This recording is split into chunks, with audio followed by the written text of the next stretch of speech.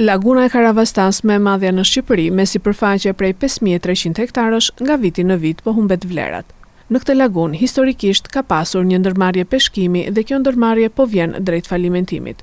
Organizata e mbikëqyrjes së peshkimit në lagun jep alarmin pasi nuk bëhet fjalë vetëm për anën ekonomike, por mungesa e sasive të peshkut rrezikon në zhdukjen ose largimin e pelikanëve, karabullskut, çapjeve, flamingove e shpendëve të tjera migratore që ushqehen në këtë habitat.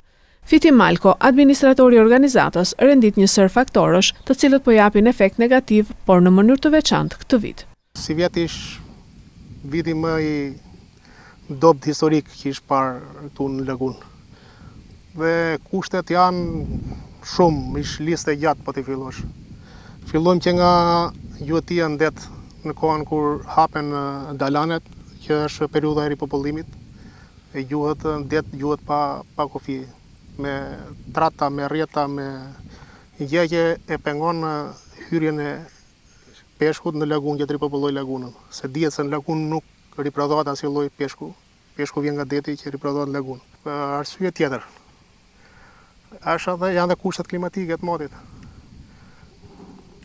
Bën ngrohtë në vjesht, freskohet, bën një nga arsyet. Janë dhe këto ndrimi i kushtet klimatike. Kusht tjetër është ujkëmimi jo i rregullt. Nuk ka një regjim hidrik të rregullt çdo vit që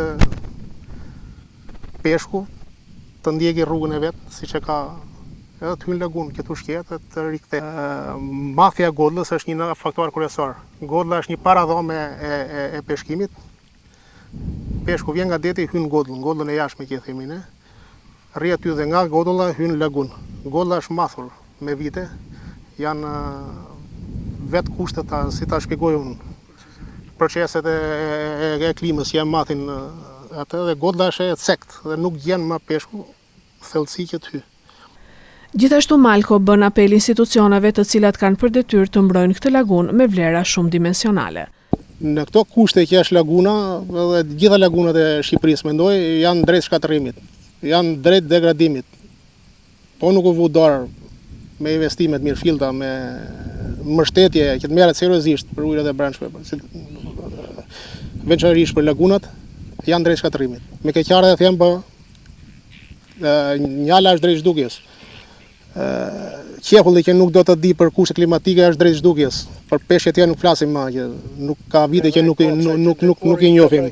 Që dikur ikte për eksport, tu ka vite që nuk i njohim. Ose zanjet pa përfillshme. Sikur të mos mjaftonin kushtet që kanë çuar në këtë situatë, prej 5 vitesh Gaforri është bërë armiku kryesor i lagunës. Nga vëzhgimi i bërë sot në Dajlan, gjatë vjeljes nga peshkatarët, nga 100 kg e nxjerr, kishte vetëm 1 kg peshk dhe 99 kg Gaforre.